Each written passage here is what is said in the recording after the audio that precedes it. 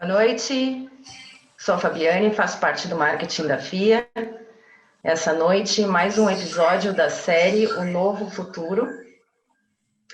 A série O Novo Futuro é uma abordagem completa de temas da administração, que nós convidamos professores e especialistas de mercado para ajustarem esse novo cenário e ajudarem profissionais e empresas a redefinirem seus papéis nesse momento. O professor convidado dessa noite é Paulo Feldman, e essa noite o tema é o novo futuro da economia mundial. Nós da FIA atuamos em 3 diferentes áreas, somos reconhecidos internacionalmente como referência de ensino, mantemos convênios e intercâmbios com universidades da Europa, da Ásia, dos Estados Unidos e das Américas, temos cursos de graduação em administração, também MBA e pós, gestão profissional, mestrado em gestão profissional de negócios e um portfólio completo em educação executiva em EAD. Somos pesquisadores, desenvolvedores do ranking do varejo, índice de credibilidade da Black Friday, Empresas Mais em parceria com o Estadão e melhores empresas para se trabalhar em parceria com a revista Você S.A. Também somos consultores, já desenvolvemos mais de 8.000 projetos estratégicos, levando conhecimento e inovação a empresas de pequeno, médio e grande porte, da vida pública, privada e até do terceiro setor. Somos mais do que uma escola de negócios, somos graduação, pós-graduação, mestrado, MBA, consultores, pesquisadores, e isso faz a diferença. Essa noite, o professor convidado Paulo Feldman fala com a gente por uns 45 minutos. Vocês no painel de controle conseguem acessar um campo que é o Q&A, e vocês podem fazer perguntas nesse campo, que ao final do seminário do professor eu retorno para a gente interagir com ele. Reforçando a vocação inovadora da FIA, voltada para a construção do futuro, é que essa noite a gente recebe o membro curador do Conselho Curador da FIA, nosso coordenador, professor Paulo Feldman. Boa noite, professor. Boa noite, Fabiane. Boa noite a todos que se inscreveram e que estão assistindo. É uma satisfação muito grande para mim estar aqui participando. Tivemos quase 500 inscrições e eu quero agradecer a diretoria da FIA, especialmente, por ter me feito esse convite. E o que eu vou relatar aqui para vocês, na verdade, é o resultado de vários grupos que nós temos dentro da FIA que estão justamente estudando quais são as possibilidades que nós temos aí à frente em função de toda essa pandemia que o mundo está vivendo. Tá? Eu vou procurar fazer uma síntese para vocês e de antemão eu digo a vocês que vocês, claro, vão entender isso e já sabem disso, é muito difícil definir cenários após a Covid. O que vai acontecer com o mundo depois da Covid-19? E nós, como eu disse, são vários grupos que estão estudando, eu procurei fazer uma síntese geral, mas eu devo dizer a vocês que, por exemplo, o que se falava há uma semana atrás mudou. E eu vou fazer questão de comentar com vocês realmente aquilo que é mais provável, aquilo que efetivamente vai ficar. Porque ainda nós estamos num momento em que as coisas mudam muito, de uma hora para outra. Né? Mas existem algumas coisas que já são certeza. Infelizmente, essa epidemia acabou acontecendo mesmo de uma forma muito violenta. Havia até algumas previsões de que poderia o mundo enfrentar uma epidemia, mas a verdade é que no final do ano passado ninguém imaginava que isso pudesse acontecer. Né? Absolutamente ninguém considerava que poderíamos ter uma epidemia em novembro. Eu quero mostrar para vocês um slide que eu usei com os meus alunos no final de um curso sobre conjuntura econômica mundial, em novembro agora, onde eu falava o que poderia acontecer com o mundo em 2020. Então, naquela época, a gente estava achando que o mundo ia crescer cerca de 3% neste ano de 2020, ia ser um ano relativamente bom. No ano de 2019, o mundo cresceu também em torno de 3,2%, em 2020 ia crescer um pouquinho menos, porque se visualizava aí algumas possibilidades de crises, mas nenhuma delas muito violenta. As crises que se visualizavam, então, naquela época, vejam, meio ano atrás, novembro, era que houvesse algum problema mais sério com a Itália. A Itália poderia ter uma quebra de bancos por conta da dívida enorme que ela tem, uma dívida do governo, mas também dos bancos italianos.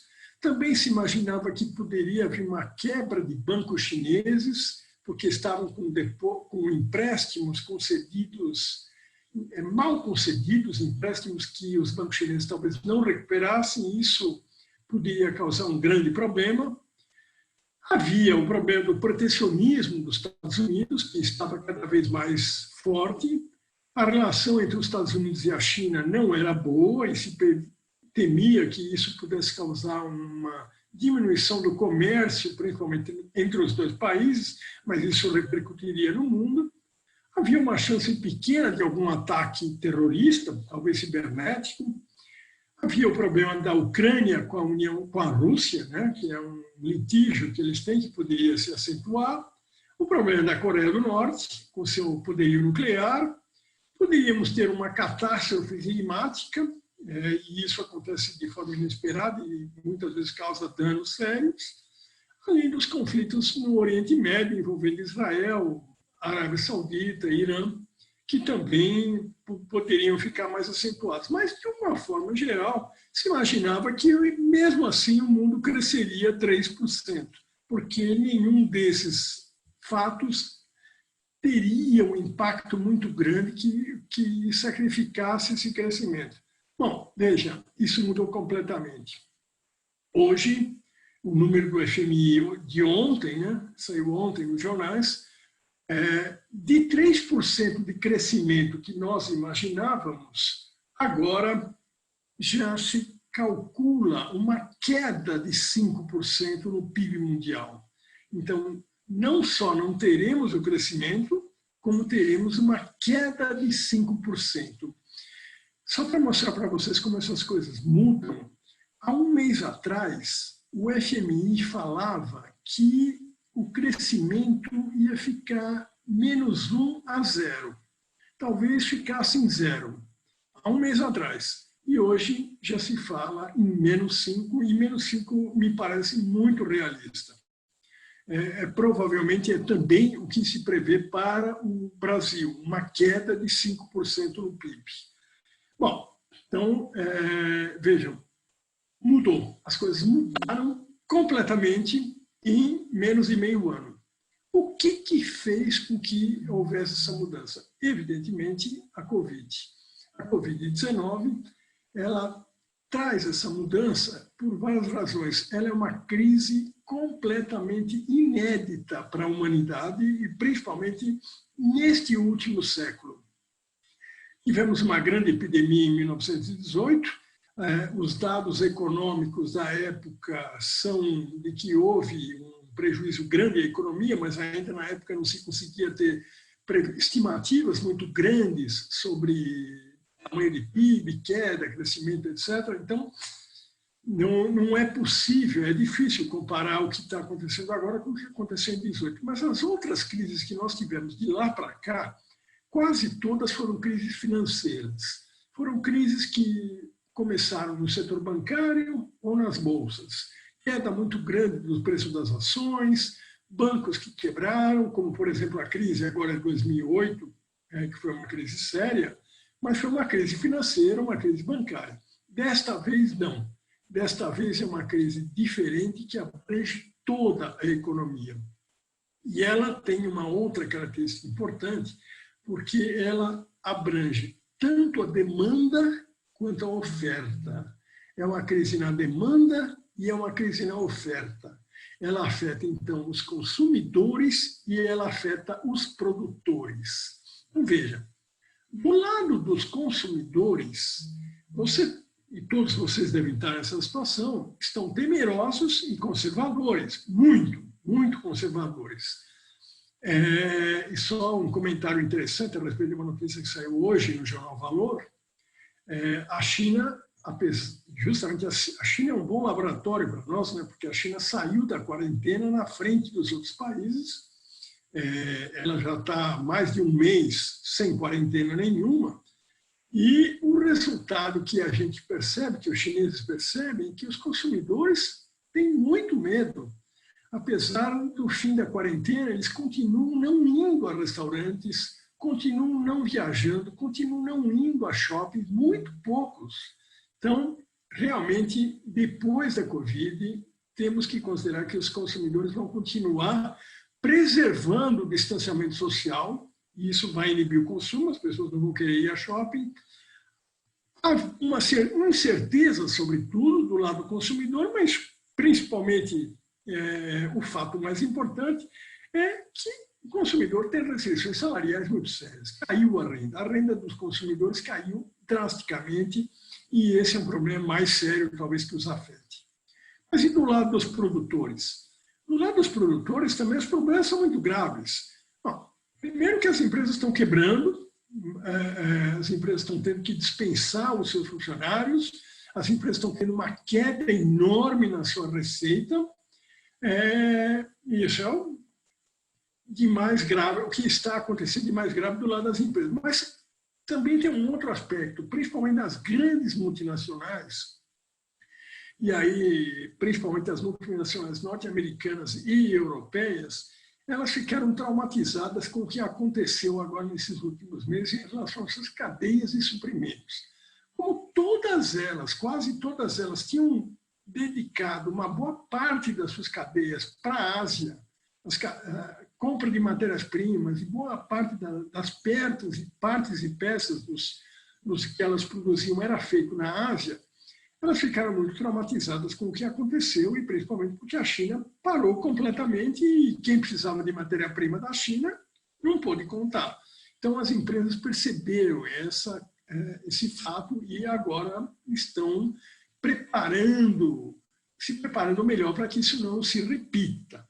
Então, esse é um fato importante, o fechamento de empresas é um outro fato importante, e a incerteza também continua, assim como do lado dos consumidores.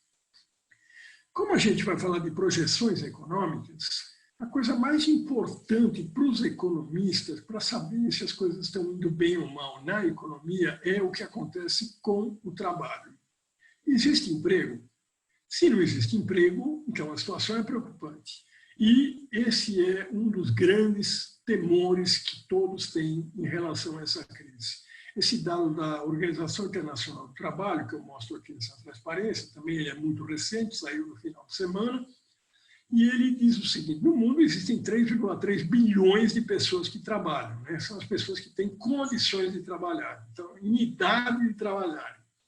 Bom, dessas pessoas, 81% estão sendo afetados, de alguma forma estão sendo afetados, mas tem 38%, que é 1,25 bilhões de pessoas no mundo, né, que estão correndo riscos muito sérios de perderem os seus empregos a curtíssimo prazo. Então, imaginem, se isso realmente acontecer, nós vamos ter uma crise brutal de desemprego e aí as repercussões realmente são terríveis, né? Os números de desemprego ainda não chegaram a esse tamanho, mas nós vamos falar disso daqui a pouco, como é que eles estão. Eu vou agora apresentar para vocês alguns possíveis cenários, o que se considera muito certo que vai ocorrer. Aí são todos os grupos que têm feito previsões sobre o que pode acontecer no mundo inteiro, colocam 4 aspectos como muito importantes e que vão acontecer mesmo. O primeiro é dívidas e falências. E esse a gente já está vendo que já está acontecendo. Quer dizer, está havendo um aumento generalizado das dívidas das pessoas físicas e das empresas. Muita gente tomando empréstimo, muita empresa tomando empréstimo e os governos também tomando empréstimo. Né? Eu vou, aos pouquinhos, mencionar coisas favoráveis do Brasil. Tem situações... O Brasil está atravessando a crise, em alguns aspectos, até de forma pior do que outros países. Mas tem algumas coisas onde a gente está melhor. Por exemplo, na questão do endividamento externo, o Brasil está numa situação boa hoje. A nossa dívida com o exterior é muito pequena, então nós não estamos tendo que recorrer ao FMI. Muitos países, por exemplo, já tiveram que recorrer ao FMI. Conosco isso ainda não aconteceu e esperamos que não aconteça. Mas a verdade é que todo mundo está se endividando e muito, e principalmente os governos, e o nosso governo também. Porque o nosso governo, eu vou falar mais à frente, o nosso governo teve que gastar até o momento 600 bilhões de reais a mais. Esse é o número oficial.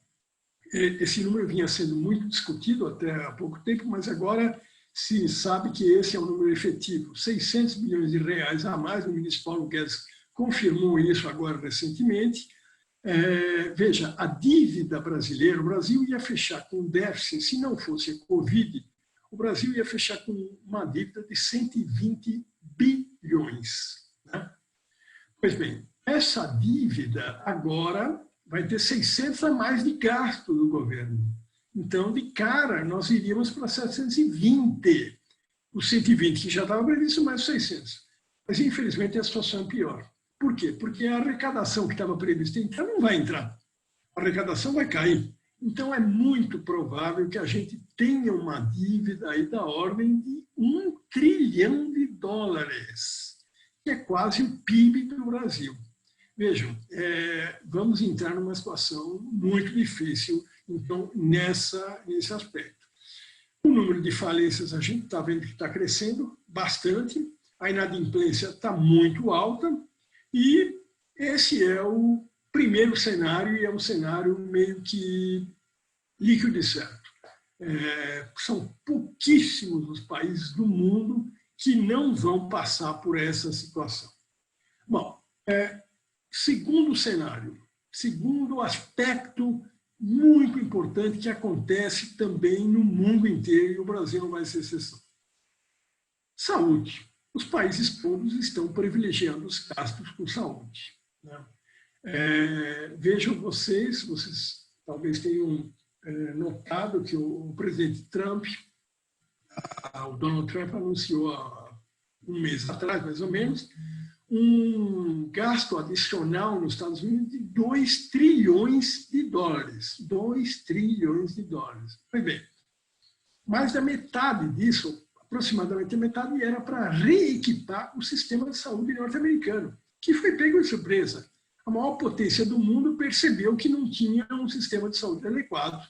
E é por isso, provavelmente, que hoje eles estão com a maior taxa de pessoas infectadas e uma das taxas mais altas de mortes também. Mas então agora há uma preocupação mundial em equipar a saúde, dotar os profissionais de saúde de melhores condições de trabalho e contratar mais gente para a saúde, ou seja, boa parte dos gastos públicos do mundo inteiro vão ser voltados para a saúde. Fora isso, está havendo um redirecionamento da atividade industrial. Por quê? Porque muitos países, e aí sim o Brasil é típico, foram pegos totalmente de surpresa e perceberam que perdemos a capacidade produtiva de fazer até máscaras no Brasil, sem contar avental para médico, sem contar o respirador, que é uma coisa incrível. O respirador, muita gente, a história do respirador é meio polêmica, mas tem gente que acha que ele foi inventado no Brasil há 100 anos atrás. E durante muitos anos o Brasil fabricou respiradores, mas agora o Brasil não sabe mais fabricar respiradores. Então, esse é um aspecto importante. A gente perdeu capacidade industrial em todas as áreas, mas principalmente na área de equipamentos para a saúde, que é o problema mais agudo atual. Então, eu estou colocando isso agora porque eu vou voltar nesse aspecto da necessidade de nós voltarmos a ter capacidade industrial a médio prazo, pelo menos. Então, a outra questão importante que está acontecendo, eu já comentei, mas vou detalhar um pouco mais, é essa questão de preocupação com as cadeias de suprimento. Essa preocupação ela é das empresas e é dos governos. Os governos no mundo inteiro ficaram muito preocupados que não conseguiam justamente os suprimentos, não conseguiam os remédios, não conseguiam as máscaras, não conseguiam esses equipamentos todos. Então, os governos agora determinaram remanejamentos industriais, reconfigurações industriais. Uma coisa incrível que aconteceu nos Estados Unidos, que é o país, digamos, o templo do capitalismo, do mercado define tudo. Só que o governo americano chegou, o Donald Trump chegou e falou: General Motors, vocês vão ter que fabricar respirador, tá? Tá. E a General Motors agora está fabricando respiradores. Então, vejam, isso denota que o mundo agora vai ser muito protecionista, muito mais protecionista, e, portanto, a globalização ela vai sofrer um impacto grande, né? Isso é uma coisa que vem dos governos, mas vem também das empresas. Outro fato importante que preocupa a nós estamos sentindo os efeitos, é que vários governos já estão proibindo suas empresas de exportarem produtos médicos, farmacêuticos e equipamentos. Nós estamos sofrendo isso. A Índia baixou essa proibição, a Índia é um grande fabricante de medicamento, a China, de uma certa forma, também, e os Estados Unidos também. Então, isso nos afeta. Vocês estão vendo, um dos grandes problemas que nós estamos sentindo no Brasil, e é um dos maiores problemas, talvez, é que, ao contrário da grande maioria dos países, ainda no Brasil nós temos a testagem. Vocês estão percebendo, todos os países do mundo têm testagem, as pessoas estão sendo testadas para ver se tem ou não a Covid. No Brasil isso ainda está ínfimo, é um problema seríssimo do Brasil. Por que não temos teste no Brasil? Porque temos que comprar tudo fora. Nenhuma a matéria-prima para fazer o teste nós temos. E isso é o que nos causa o problema, porque a maioria dos países proibiu a exportação do teste. Então, vejam como as coisas se tornam estratégicas. E, finalmente, o quarto item muito importante, que com certeza vai acontecer, é que a economia digital ela veio para ficar. E, então, essas atividades que hoje são feitas por home office, elas vão continuar. Principalmente a nossa atividade, a atividade de professor, e professor do ensino superior, quase todas as faculdades, a maioria das faculdades continua ativa, porque foi possível transformar os cursos presenciais em cursos online virtuais. Ótimo, isso na área de educação superior deu certo, mas isso está acontecendo em vários setores e em outros setores onde não está havendo o trabalho online, mas também haverá uma intensificação da automatização. Principalmente na área industrial, se prevê o uso muito grande daqui para frente de robôs, impressoras 3D e inteligência artificial. Por que usar robôs agora? Primeiro, porque os robôs estão baixando de preço no mundo inteiro. Como eles estão sendo muito usados, o mercado aumentou, então foi possível baratear o preço do robô. Mas também porque as empresas, principalmente americanas, estão saindo em debandada da Ásia. Então, aquele atrativo da mão de obra barata que a Ásia tinha, deixou de existir. As empresas estão indo para os Estados Unidos, fabricar dentro de casa, nos Estados Unidos. Mas aí, como é que elas fazem para baixar o preço da mão de obra? Vão usar robôs. Então, impressora 3D é a mesma coisa. Então, esses são aspectos que estão aí para ficar. Eu agora vou mostrar 3 situações que não são tão certas, mas que, na minha opinião, têm grande chance de acontecer. As 4 anteriores eu considero como absolutamente certas. O que tem muita chance de acontecer é a deflação com queda de consumo. A gente está acostumado com inflação no Brasil. Inflação é uma coisa ruim, é bom que não exista, mas muito pior que inflação é deflação. A deflação não é uma coisa muito comum na Terra, né? Mas alguns países estão acostumados com deflação, principalmente o Japão. Por que a deflação é ruim? A deflação é a queda sistemática dos preços. Coloquei aqui no slide e atualizei hoje, porque também o Jornal Valor de hoje coloca uma notícia dizendo que os chineses estão muito preocupados com a deflação, porque os preços estão caindo na China, de uma forma muito rápida e muito acentuada. Por quê? Porque as pessoas não estão comprando, as pessoas estão com medo, não estão saindo na rua para comprar e têm medo e preferem poupar. Principalmente nos países asiáticos e na China, onde a poupança é uma coisa muito importante, no Japão também, se não houver um estímulo ao consumo, o povo vai preferir poupar. E essa poupança, então, que ela faz com que as pessoas sacrifiquem o consumo e privilegiem a poupança. Isso é muito ruim para a economia, porque caem os preços, mas se os preços caem, o consumidor que não comprou, ele fala, não vou comprar mesmo, porque se caiu, no outro mês vai cair mais ainda, daí talvez eu compre. Só que ele não compra, porque aí ele espera cair de novo. E aí os preços estão caindo e é a estagflação chamada.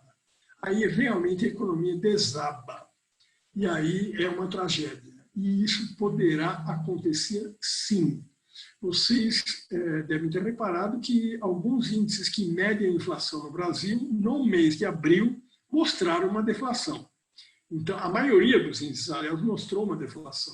Alguns poucos mostraram um crescimento muito pequeno da inflação e menos de 0,2%. Mas, então, nós temos que nos preocupar com isso.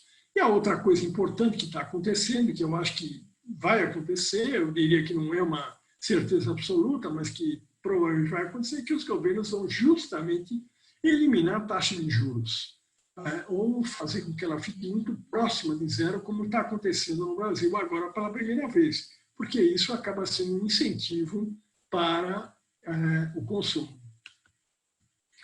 Bom, a outra coisa importante que deve acontecer na economia agora é uma certa guerra fria entre China e Estados Unidos.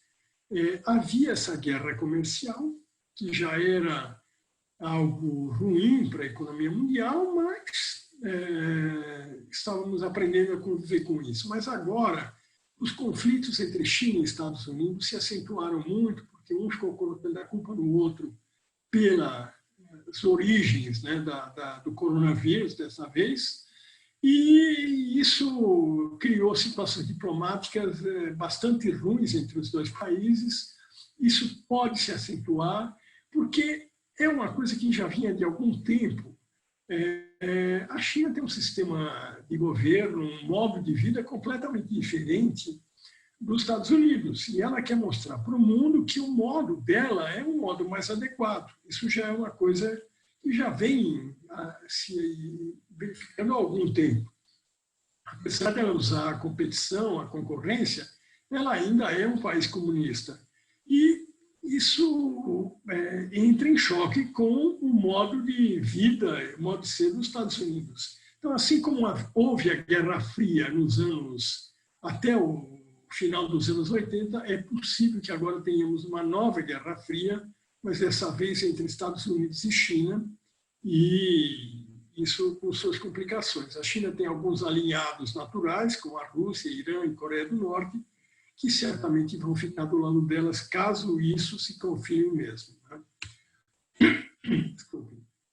E a outra consequência perigosa que a gente está vendo acontecer, também é algo que já acontecia, é o seguinte, eu preciso explicar um pouquinho. De uma forma bem resumida, a globalização, ela tem uma característica interessante. Esses anos todos de globalização foram gloriosos para a Ásia.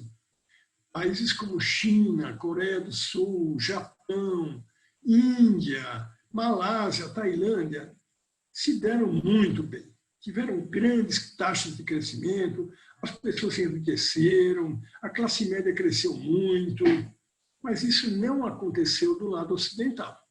Do lado ocidental, na Europa, nos Estados Unidos e aqui também na América Latina, nós tivemos problemas sérios de perda de renda, porque muitas empresas multinacionais, europeias, americanas, que antigamente, por exemplo, produziam por aqui, na América Latina, foram para a Ásia. E nós ficamos numa situação difícil. Bom, então, o que acontece? As classes médias, principalmente na Europa e nos Estados Unidos, começaram a ficar muito indignadas com a perda de renda que estavam tendo. Não tiveram propriamente um aumento muito grande do desemprego. Vejam, nos Estados Unidos o desemprego não foi muito alto nesses anos todos, mas a perda de renda foi. O aumento da desigualdade também foi. Os Estados Unidos se aproximou muito do Brasil em termos de desigualdade. Bom, isso significa que essas populações começaram a votar contra quem estava no poder e contra os políticos tradicionais. E começaram a tomar atitudes não muito tradicionais. Então, os ingleses resolveram sair da comunidade europeia. Os italianos escolheram um partido pequeno de direita, que foi quem ganhou as eleições. Os norte-americanos, há 4 anos atrás, já estavam descontentes, votaram no Donald Trump, mas para demonstrar também o seu descontentamento com os democratas que já estavam no poder há muito tempo. Isso tudo, então, esse descontentamento, muitas vezes ele gerou eleição de candidatos populistas e fez crescer o populismo no mundo. Por que eu estou falando tudo isso? Porque o descontentamento vai aumentar muito agora. Se as pessoas já estavam descontentes antes da Covid, agora vão ficar muito mais. Então, é provável que haja uma safra de políticos populistas muito grandes daqui para frente. Isso, claro, que é uma ameaça para a democracia. Então, mas essa é uma das possibilidades que eu coloco, não como tão alta, mas uma possibilidade importante. Bom, falando um pouco de setores agora. Quais serão os setores que vão sofrer mais? E aí é algo que a gente já pode ter uma ideia pelo que está acontecendo, principalmente na China e alguns outros países asiáticos que já saíram da quarentena, como Taiwan, como Singapura, a Nova Zelândia. Os setores que mais sofreram, efetivamente, transporte aéreo, turismo, hotelaria, aí realmente foi uma devastação. Transporte aéreo é uma situação horrível e são várias fabricantes de aviões que correm sérios riscos este ano e as operadoras também, as transportadoras, essas estão numa situação muito, muito delicada. Fabricantes de automóveis no mundo inteiro estão tendo quedas enormes nas suas vendas. É interessante porque, enquanto a queda média de fabricação de vendas estava da ordem de 50% na Europa e nos Estados Unidos, no Brasil tivemos uma queda de 99%. Foi uma queda a maior do mundo, a queda de fabricação de automóveis no Brasil no mês de abril. Imóveis é outro setor que parou completamente.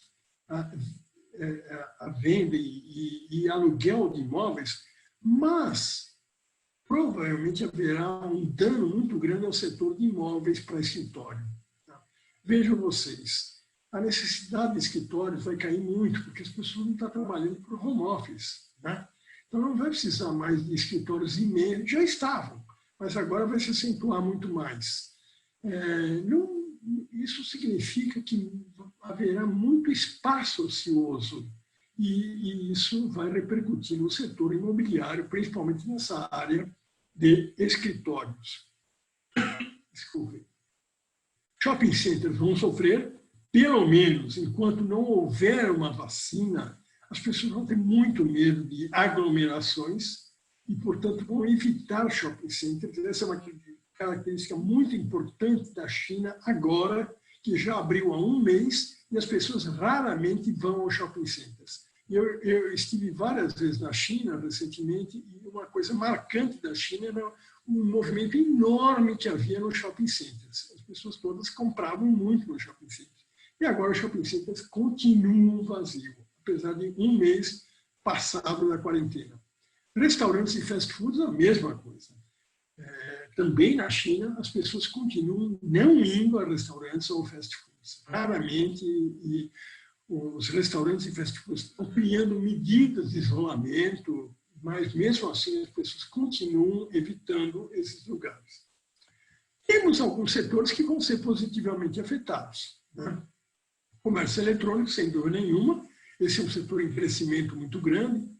Agora, é interessante que está acontecendo um fato muito importante. A Amazon provavelmente a empresa que melhor se dará este ano, em todos os aspectos, tanto vendas como valor das ações, porque a Amazon teve um crescimento explosivo nesses últimos tempos, assim como a Alibaba, que é uma empresa chinesa de comércio eletrônico. Então, esse é um segmento que vai crescer, mas vai crescer provavelmente com uma concentração muito grande na mão dessas duas grandes empresas, né? Serviços de saúde também, como eu já disse, isso cresce muito. Serviços de entrega, a gente está sentindo, se a gente olhar na janela, a gente vai ver que a única coisa que tem na rua é motoqueiro entregando, né? E os supermercados, porque as pessoas têm que se alimentar. Então, são atividades que continuam em alta e vão ficar por muito tempo em alta. Isso a gente pode dizer com certeza. Agora, eu queria colocar algumas coisas importantes antes de entrar na situação brasileira, porque existem coisas que poderiam atenuar um pouco essa crise. Se elas acontecerem, a gente pode até imaginar que a crise não venha a ser tão feia. Eu vou falar agora as que podem atenuar, mas vou falar também as que podem piorar. O que pode atenuar?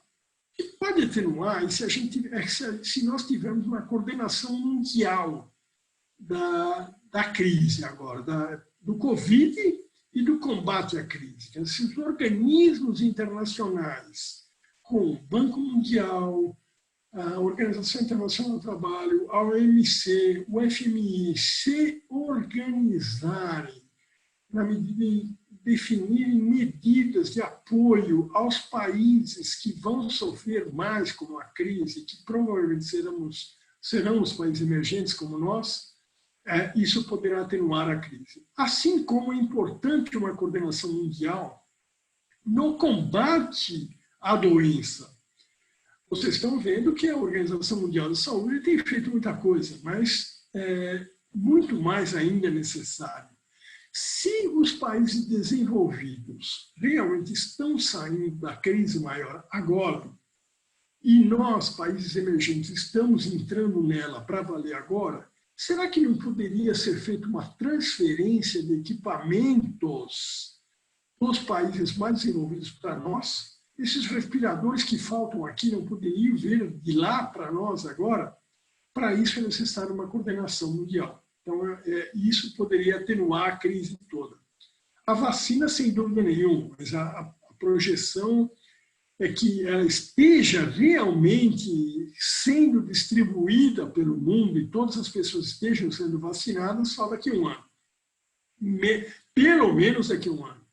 Bom, e a outra coisa que pode ajudar muito é se os países todos adotarem políticas fiscais e monetárias adequadas e conseguirem diminuir o tamanho das suas respectivas crises, né? Então, essas são as coisas que podem atenuar. Claro que tem coisas que podem piorar. Os governos podem tomar medidas erradas e não conseguir evitar as grandes quebras de empresas que vão acontecer. Os governos não conseguirem conter o desemprego. Os governos não conseguirem lançar programas de auxílio de emergência. Programa, por exemplo, que o Brasil lançou, eu vou comentar daqui a pouco, o programa dos R$600, o mundo inteiro está com programas parecidos. se isso for diminuído ou eliminado, isso poderá trazer problemas. Outro aspecto que poderá piorar muito a situação é se começar uma quebradeira de bancos. Isso é algo que, felizmente, no Brasil é pouco provável. O nosso país tem muitos problemas, mas também tem coisas muito boas, e algo que funciona bem é o setor bancário. O setor bancário e o Banco Central. Existe um monitoramento muito efetivo do Banco Central em cima do comportamento dos bancos. Então, é muito raro que um banco quebre no Brasil. Vejo que na crise de 2007 e 2008 houve uma quebradeira mundial de bancos. No Brasil não quebrou nenhum. Só nos Estados Unidos quebraram 100 bancos, no Brasil nenhum. Então, mas se isso acontecer, isso pode levar a uma piora muito grande e rápida da situação. E, finalmente, o outro fato ruim é se a pandemia realmente se confirmar aquilo que se imagina, que a pandemia ela vem em ondas. Então, ela tem uma primeira onda, que é a onda atual, aí as pessoas começam a sair na rua de novo, e aí vem uma outra onda que vai exigir que se voltem as quarentenas, que pare tudo de novo. Então, se isso realmente acontecer, vai ser uma coisa muito ruim.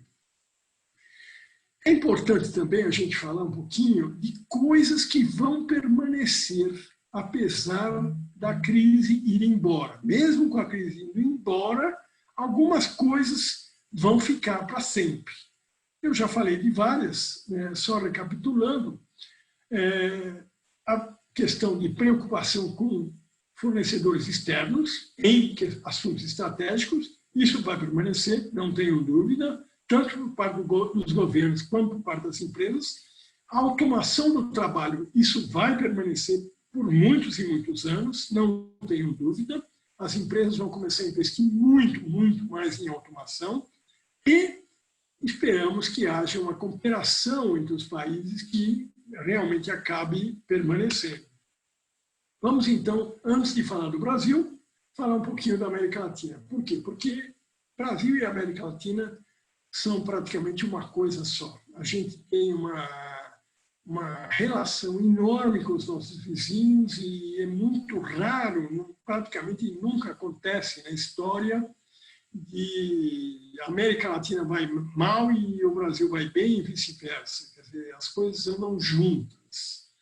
Bom, andam juntas e todos nós somos países que dependem muito de commodities. Infelizmente, mas é assim. Quase todos os países da América Latina são grandes exportadores de commodities e quando o preço das commodities cai, os países sofrem muito. Acho que é um caso assim, o mais emblemático é o do Chile, que é totalmente dependente do preço do cobre. Mas nós também somos muito dependentes do que acontece com a soja, com o milho, com o café, com a carne, né? E assim em todos os países da América Latina. Então, há uma preocupação na América Latina porque há uma expectativa de queda no preço das commodities, principalmente porque a China é o grande comprador de commodities da América Latina inteira. A China é o principal parceiro comercial de todos os países, exceto o México e os Estados Unidos. Mas, então, dependemos muito do que vai acontecer com a China. A China espera um crescimento. Há uma projeção dos poucos países do mundo onde se espera um crescimento do PIB na China. Mas o crescimento é muito pequeno. Para um país que estava acostumado a crescer 6%, 7% nos últimos anos, o crescimento deste ano deve ser alguma coisa em torno de 2%. Como isso vai repercutir na compra de commodities e de alimentos? Não sabemos ainda. Há uma visão positiva para o Brasil, porque alimentos na China são muito dependentes do Brasil. A China são 1,3 bilhões de habitantes e esse pessoal tem que ser alimentado. E o Brasil é um dos fornecedores mais importantes de alimentos e matérias-primas para a alimentação da China. Então, esse é o lado positivo para nós, para alguns países da América Latina. Agora, tem um outro problema que vai afetar muito a América Latina e menos a nós, que é a questão das remessas dos imigrantes. Quase todos os países latino-americanos dependem muito das remessas que as pessoas que deixam os países para irem morar ou viver ou trabalhar nos países mais avançados, remetem depois para os seus parentes, né? Alguns países, como o México, principalmente, são extremamente dependentes disso. Muitos mexicanos vão para os Estados Unidos e mandam rendimentos para suas famílias. Esses rendimentos todos são 200 bilhões de dólares. Imagina, é praticamente R$1 trilhão que é enviado para a América Latina. Isso vai cessar. Isso vai diminuir muito e isso vai afetar muito a economia dos países latino-americanos, menos a nossa. Falando do Brasil, a gente está chegando quase no final, e aí, então, claro, é fundamental falar do Brasil. O Brasil, claro, é um país complicado, todos nós sabemos, temos aí um problema sério de que boa parte da mão de obra hoje é informal, 42% dos trabalhadores no Brasil são informais, ou seja, não estão registrados, não têm carteira de trabalho, não têm previdência, não tem seguro-saúde, não tem nada, absolutamente nada, e esse pessoal tem que viver. E se eles perderem o emprego, como é que fica a situação deles? Bom, em boa hora, o governo lançou o auxílio emergência de R$600. Vou falar dele daqui a pouquinho, porque ele tem um prazo limitado que foi definido em 3 meses. Então, mas daqui a pouco eu falo disso. O Brasil já estava prevendo um ano difícil antes da Covid. Já estava se prevendo um ano muito difícil. Agora, as expectativas estão piorando realmente a cada semana. O dado mais atual que nós dispomos é um dado da FGV que saiu agora, no final de semana, que mediu a taxa de desemprego no final de abril e chegou a 18%.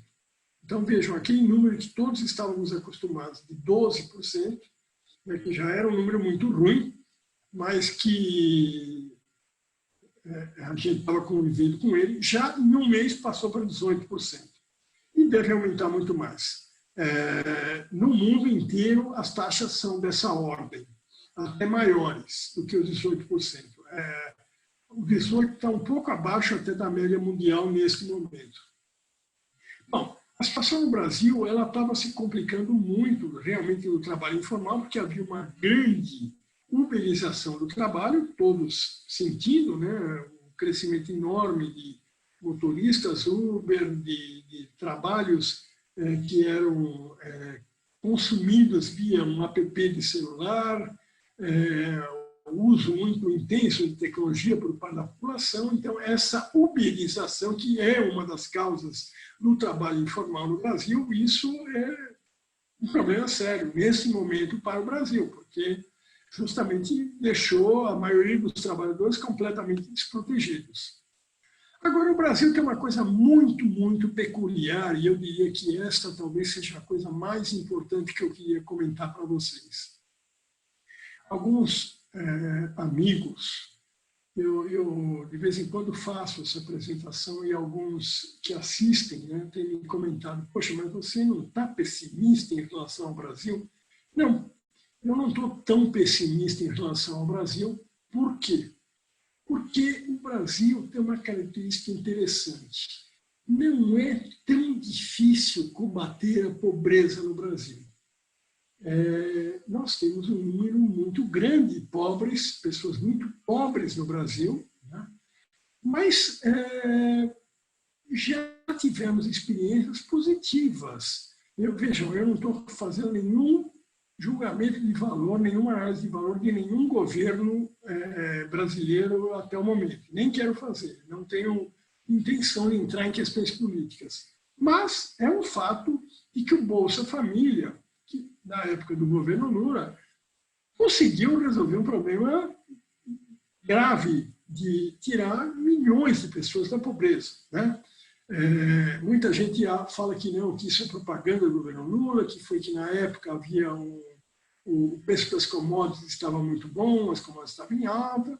Ok, tem esse aspecto também, mas o fato é que, naquele momento, o governo conseguiu lançar o Bolsa Família, que custava muito pouco, 2% apenas do orçamento anual do governo. Vejam, o governo brasileiro gasta alguma coisa da ordem de 1,5 trilhão de reais. 1,5 trilhão de reais. 2% disso, 30 bilhões de reais, é o necessário para cobrir o Bolsa Família. Então, é muito pouco. E com isso, com o Bolsa Família, você dá poder de consumo para as pessoas. Faz com que o pessoal mais pobre, mais humilde, consiga ter um mínimo de consumo. O auxílio emergencial, que foi agora estabelecido, foi muito discutido pela Câmara dos Deputados e pelo governo, e que, no fim, finalmente, ele saiu, tem um pouco mais de um mês, e ele saiu com uma ajuda de R$600 por 3 meses apenas, né, para cada brasileiro. Vejam o impacto que ele teve. Nós temos um colega, que é o professor Naércio Menezes, que é um especialista em pobreza no Brasil, é uma das pessoas que mais entende de miséria e pobreza no Brasil, e ele fez uma análise do impacto desses R$600 e um mês apenas de auxílio emergência reduziu a metade a extrema pobreza no Brasil. Vejam, então é por isso que eu digo, não é difícil resolver o problema do Brasil. Se a gente dotar essas pessoas mais pobres de um mínimo de poder de consumo, nós vamos conseguir sair dessa crise na frente da grande maioria dos países. Então, é isso que tem que ser feito. Esse auxílio de emergência, ele foi lançado por 3 meses apenas. Na minha opinião, ele tem que ser estendido. Se ele for estendido por no mínimo mais 3 meses, e a gente então tiver 6 meses de auxílio de emergência, provavelmente essas pessoas mais humildes vão conseguir resolver os seus problemas, que é a alimentação básica, a compra de remédios básicos. E isso vai criar um mínimo de movimentação no comércio das suas pequenas cidades, porque esse pessoal, a grande maioria, está nos rincões brasileiros, né? Claro, tem gente que também está na periferia, aqui nas grandes cidades, principalmente São Paulo, Rio de Janeiro, mas esse pessoal pobre está espalhado pelo país todo e vai conseguir movimentar o comércio nas suas localidades. Isso vai ser muito bom. Então, o Brasil tem essa grande vantagem. Não é tão difícil a gente botar a economia brasileira para funcionar. Basta que os nossos governantes tenham visão e discernimento e fazer com que as camadas mais pobres voltem a ter poder de consumo rapidamente. Então, essa é uma questão básica que eu preciso falar a respeito do Brasil. O que nós temos de favorável e desfavorável no Brasil? Vejam, favorável no Brasil, nós temos a produção agrícola. Sem dúvida nenhuma, o Brasil hoje é o 2º ou 3º maior produtor agrícola do mundo, altamente produtivo. É interessante, porque o Brasil não é um país produtivo, mas a agricultura é. A gente consegue fabricar, produzir, né, com um custo muito baixo. Qualquer bem, café, soja, milho, qualquer um. E agora tem uma coisa muito boa para exportar. O dólar está a quase R$6. Por incrível que pareça, isso é muito bom para quem exporta. E a nossa agricultura é altamente exportadora. E por isso que no mês de abril, uma das únicas coisas boas que aconteceu na economia brasileira foi o aumento das exportações, principalmente de produtos agrícolas. Isso deve continuar. Então, nós podemos ter a agricultura, talvez, como uma das grandes alavancas de desenvolvimento do Brasil nesses próximos meses e talvez até no ano que vem ainda. Bom, o segundo aspecto importante é o que eu acabei de falar do mercado consumidor. É muito fácil botar o mercado consumidor para funcionar no Brasil. Basta notar essa camada mais pobre, que é metade da população brasileira. Vejam, o auxílio emergência foi dado para 30 milhões de pessoas. 30 milhões de pessoas. O Brasil tem 100 milhões de trabalhadores. 100 milhões de trabalhadores. Praticamente 1/3 recebeu o auxílio emergência de R$600. E com isso a gente consegue dar uma dinâmica importante para a economia que talvez promova a retomada. Eu acho que se a gente for inteligente o suficiente para manter isso com a produção agrícola, e eu coloco a biodiversidade da Amazônia como algo também muito importante, mas que não é para o curto e médio prazo, mas eu sempre que falo de coisas boas do Brasil, eu particularmente não posso deixar de falar da Amazônia, porque a Amazônia é a grande oportunidade que o Brasil tem de ser um país altamente desenvolvido no século XXI ainda, porque o século XXI vai ser o século da biotecnologia, o século das ciências da vida, o século da genética, e tudo isso precisa de uma matéria-prima que está na biodiversidade. E da biodiversidade mundial, a quarta parte está na Amazônia. Então, a Amazônia é onde está a grande oportunidade do Brasil de ser uma potência no meio ou no final do século XXI. Então, é por isso que eu falo dela. Mas, é claro, ela não é para o curto prazo. Agora, vamos falar um pouquinho das coisas ruins do Brasil. O que o Brasil tem de ruim? Bom, tem um vídeo que circulou por todo mundo aí recentemente, onde se fala como que a Alemanha conseguiu tão rapidamente sair da crise, né? Bom, a Alemanha fez testagem, fez teste maciço, assim como todos os países. Infelizmente, esse está sendo o nosso grave erro aqui no combate à Covid. A gente não está testando, todo mundo testou, a gente não. Mas a Alemanha, além do teste, esse vídeo mostrava que a coisa mais importante que a Alemanha teve para sair da crise foi a coesão nacional. Quando a Angela Merkel fala alguma coisa, todo mundo abaixa a cabeça e faz. Então, assim foi também na Coreia do Sul, assim foi na China, assim foi na maioria dos países que conseguiram sair rapidamente da crise. Infelizmente, nós não temos isso no Brasil. Nós não temos uma liderança no Brasil que seja crível, né? Vocês todos estão vendo aí o problema que nós estamos tendo hoje entre o governo federal e os governos estaduais. Isso é um problema muito sério para nós, porque basta ver as medidas do que foi definido como setor de emergência, né? O setor essencial, desculpe. Os governos estaduais não estão acatando a determinação do governo federal de que academias, manicures são setores essenciais. Bom, pessoal, isso demonstra que nós não temos uma coesão nacional. Isso é muito importante e, infelizmente, não está funcionando. E é por isso que também não temos a testagem, porque a testagem precisa de uma articulação entre estados e governo federal, e que não existe nesse momento, e que é muito grave, que é o que piora a nossa situação. Então, isso, falta de coesão nacional e instabilidade política é uma coisa muito séria que prejudica muito o Brasil. A perda da capacidade industrial, eu já falei, lamentavelmente, a gente precisaria repensar muito essa questão. Um país que já foi um dos grandes países industriais do mundo, há 30 anos atrás, nós fabricávamos qualquer produto industrial. Na época, a indústria era 1/3 do PIB brasileiro, em 1989. Hoje, a indústria é 9% do PIB brasileiro. Perdemos completamente a capacidade industrial. O baixo nível educacional, claro, isso significa menos oportunidades, menos atividades para o país. Isso é uma coisa muito ruim, que nos atrapalha muito. E o desemprego, que já vinha alto antes da epidemia e que agora vai piorar. Então, essas são as coisas desfavoráveis. Mas eu acho que, apesar de tudo, então, quero colocar os cenários que eu visualizo para o Brasil. Eu acho que a agricultura está num momento muito bom, a agricultura brasileira. Então, nós vamos ter a maior safra de todos os tempos no Brasil, e o mundo está precisando se alimentar. Quer dizer, a Europa logo sai da crise, os Estados Unidos também. Então, isto é um ponto muito importante para o Brasil. O Brasil tem que tomar muito cuidado em não se indispor com a China, porque a China é o nosso maior parceiro comercial, é o país que mais compra produtos do Brasil e é o país que mais vende para nós. Então, não é bom que nós tenhamos esses problemas que temos tido com a China.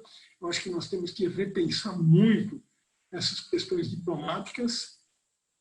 Mas o Brasil tem de favorável esse último aspecto que eu coloco nesse slide, que é o fato de que nós temos uma população pobre, que temos condições de fazer com que ela volte a consumir rapidamente, desde que a ajudemos com programas governamentais, claro. E, finalmente, eu acho que então, o Brasil consegue sair dessa crise. Claro, essa crise ela vai ter um efeito negativo. Eu disse no começo, nós devemos ter uma queda de 5%, 5% no PIB deste ano, pelo menos, assim como o mundo. Mas o Brasil vai sair dessa crise e neste momento, algumas coisas importantes vão ter que ser feitas, que não vinham sendo feitas nesses últimos anos pelos vários governos, não só o atual, mas também os anteriores, que é o de investir na infraestrutura. Ninguém tem investido para valer na infraestrutura no Brasil há muitos e muitos anos, pelo menos há 30 anos que não se faz investimento para valer na infraestrutura. É uma coisa incrível, porque a infraestrutura é algo fundamental para o país, porque o país é pouco competitivo, porque não tem estrada, não tem ferrovia, não tem portos, não tem telecomunicação, não tem energia elétrica. Isso é infraestrutura que nós não temos, devemos ter para manter competitividade, mas não só por isso. Por quê? Porque com investir em infraestrutura vamos aumentar o emprego de baixa qualificação. E, finalmente, o último aspecto, e com isso eu vou terminar, o Brasil tem que reequipar a sua indústria. Temos que ser um país industrial? Temos, mas precisamos dotar essa indústria de tecnologia moderna. Nós podemos colocar o BNDES para financiar a empresa brasileira para que ela se modernize, principalmente a pequena e média empresa. Ela precisa se modernizar e o BNDES poderia perfeitamente ser o grande polo financiador do reequipamento, da modernização da empresa brasileira. Pessoal, muito obrigado. Eu fui um pouco além do tempo previsto, mas estou aqui à disposição de vocês agora. Por favor, façam suas perguntas. Se não der tempo de eu responder todas, depois me mandem por e-mail, que eu vou, sem dúvida nenhuma, responder a todo mundo. Muito obrigado. Eu passo a palavra para a Fabiane.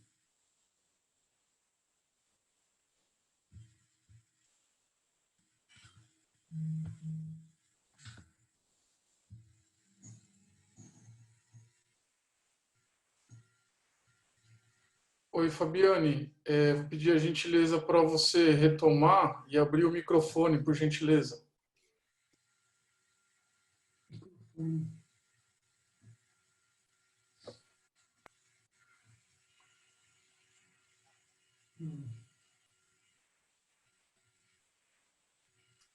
Oi, Fabiane. Continua fechado. Agora sim. Está me ouvindo? Sim. Agora sim. Essa foi a palavra do professor doutor Paulo Feldman no episódio O Novo Futuro da Economia Mundial. Como a gente combinou, professor, eu deixei no chat disponível o seu e-mail e temos muitas perguntas, então eu selecionei algumas e posteriormente as pessoas podem fazer contato com o senhor, como a gente combinou, não é? Professor, pergunta da Mariana Naldi. Segundo previsão de deflação no Brasil, seria importante desinvestir nos títulos públicos ligados ao IPCA, mesmo que de longo prazo, como 2050?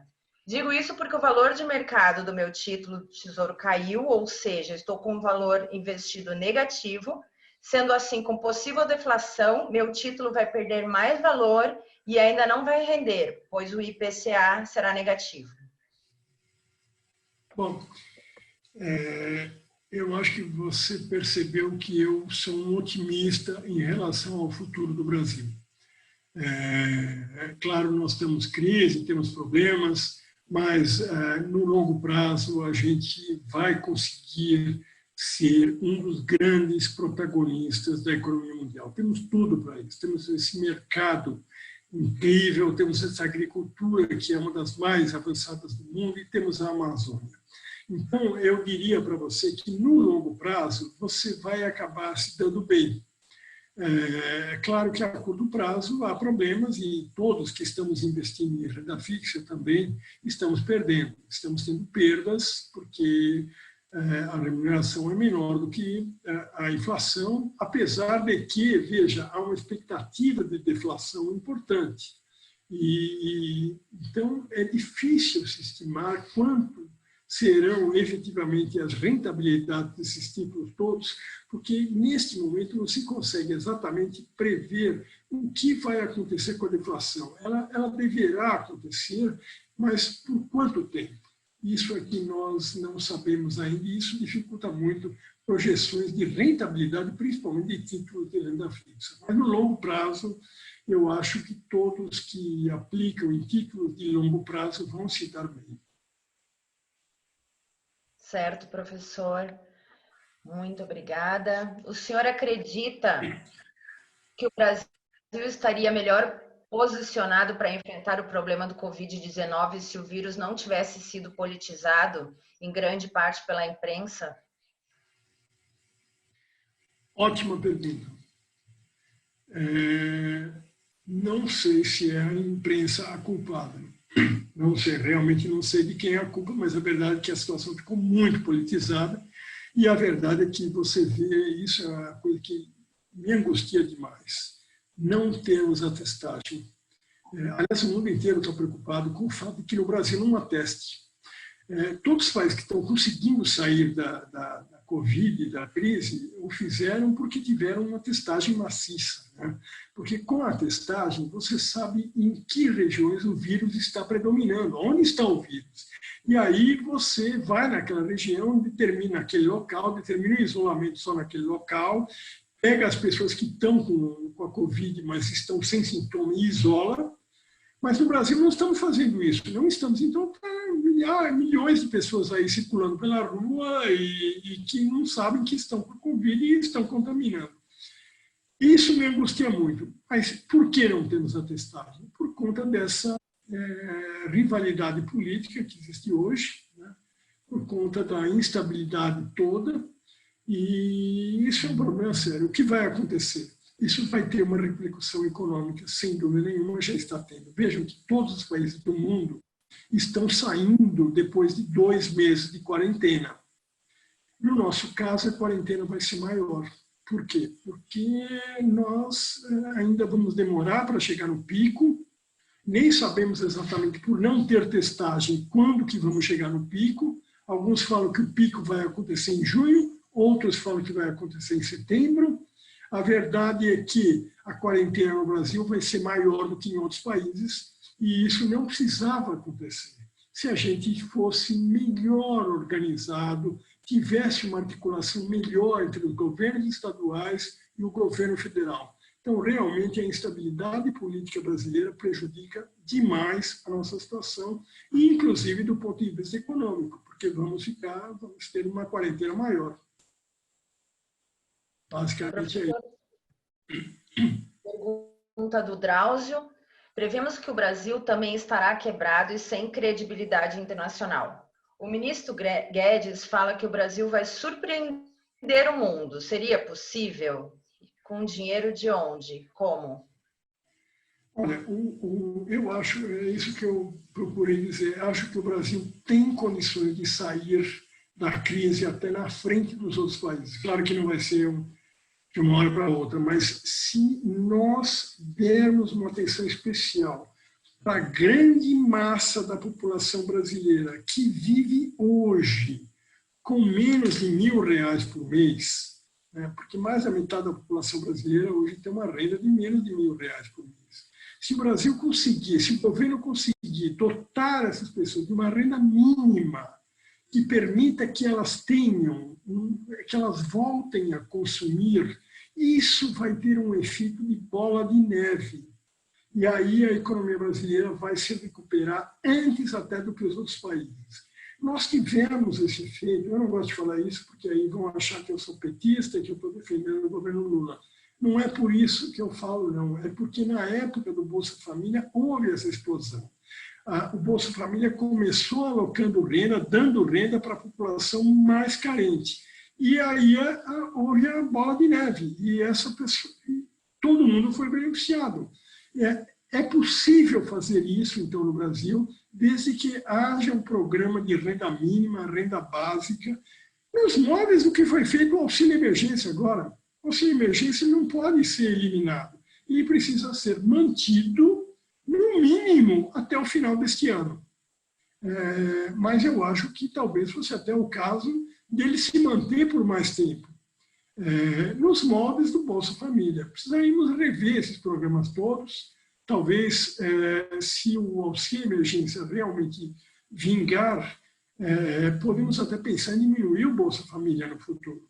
Né? Mas a verdade é que a população mais carente do Brasil, que infelizmente é uma massa considerável e é mais da metade da população, precisa de assistência, precisa de proteção.